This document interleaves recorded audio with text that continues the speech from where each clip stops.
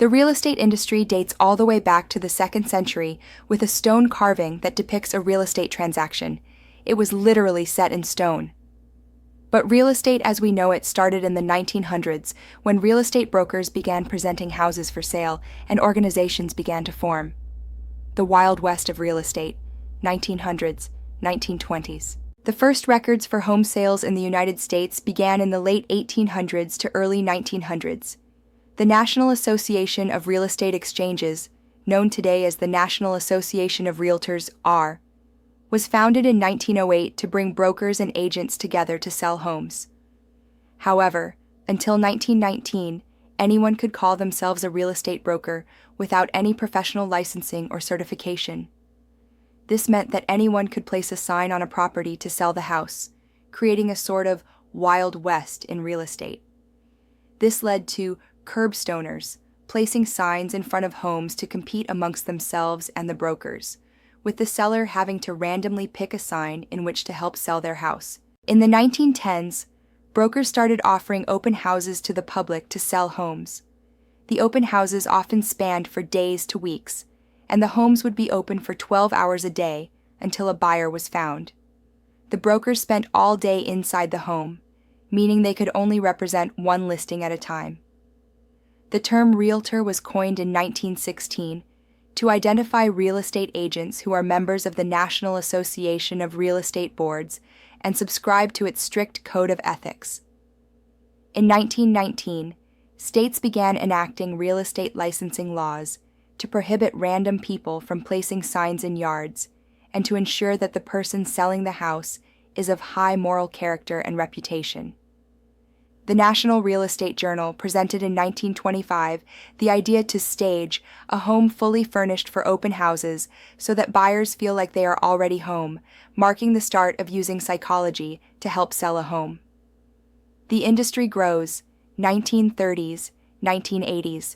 By the 1930s, real estate companies began to employ multiple agents, which allowed them to take on multiple listings.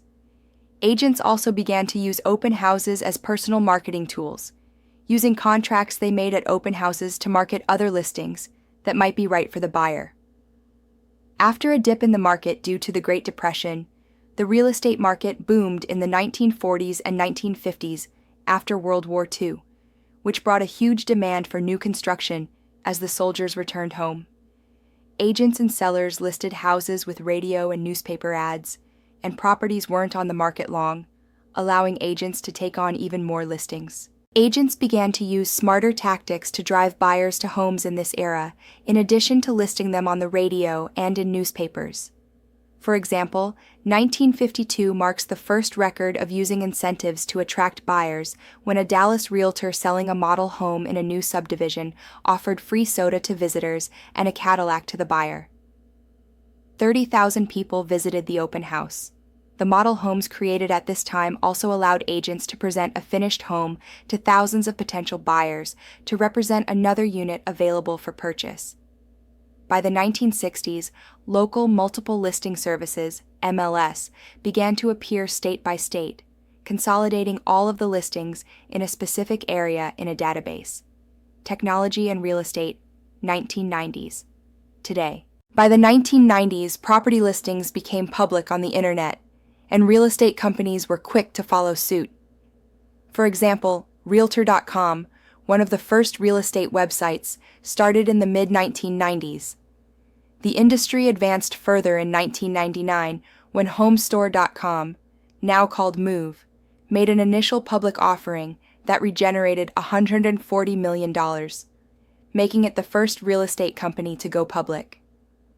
The tech advances with the internet continued to impact real estate throughout the early 2000s, and the Home and Garden Television, HGTV, produced shows like Room by Room, Dream Builders, and Your Home, which popularized and glamorized house flipping, remodeling, and buying. However, the mortgage crisis of 2007 and the recession of 2009 eventually overshadowed this progress. Real estate values plummeted, and many homeowners owed more on their mortgage loan than their home was worth. Once the economy showed signs of a full recovery in 2012, real estate yet again took a prominent place. This coincided with another technology boom, but this time with social media, mobile phones, paperless technology, advanced personal websites, and more. Real estate professionals quickly adopted these technological advances. Today, real estate professionals practically require a strong website and social media presence for sellers to contact them. Real estate websites that consolidate different companies, brokers, and listings have also become necessary for both buyers and sellers. For example, the site Zillow, founded in 2004, sources postings from both the MLS and non-MLS sources like for sale by owner and auctions. Companies have developed further as well, offering better employment opportunities for agents and better ways for buyers to look at houses. Additionally, new technology like drones and virtual reality have entered the industry, revolutionizing how buyers can view and tour homes, especially in light of the COVID-19 pandemic. The real estate industry has continually grown with the times and shows no sign of slowing down. From the start of organized real estate sales until fairly recently, they operated under the premise that every agent was either a listing agent, who was the one with whom the property was listed, or a sub-agent, who was the one working with the buyer, but in fact was an agent of the seller. Real estate has been sold this way for more than 100 years around the country, with little or no challenge to it.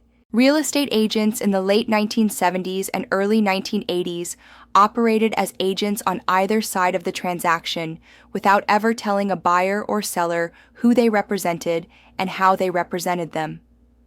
Many occasions arose where they were the only agent in the transaction, and again, they never told the buyer or seller if they represented one, the other, or both.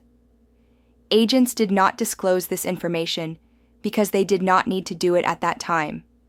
There were no rules for agency disclosure, no forms or addenda dealing with agency disclosure, and our purchase contract of one page did not address agency disclosure. It was the way they did business all the way from the middle 1890s to the late 1980s. All those years, there were two types of agents: the listing agent, who worked directly with the seller, and the buyer's agent, who worked directly with the buyer, but was in fact a sub-agent of the seller. For all those years, agents worked with the buyers and allowed the buyers to assume they worked for them, but in fact, they really worked for the sellers. Before a seller was identified, meaning before the buyer selected a property, they worked for no one, yet offered implied agency to the buyers since they assumed they worked for them. Then it all changed. Many states in the USA adopted laws that required some form of agency disclosure, yet nothing was done on a federal level.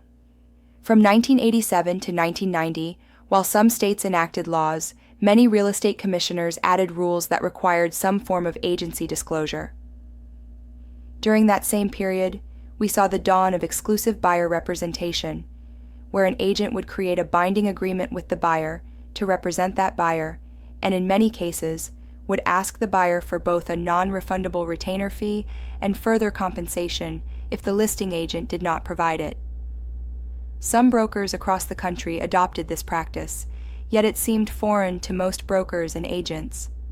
There was a rush of information coming from the state and national associations, as well as from the real estate commissioners. Brokers and agents were attempting to grasp the concept of abandoning sub-agency and adopting buyer representation, as well as exclusive representation. It was confusing and challenging to many.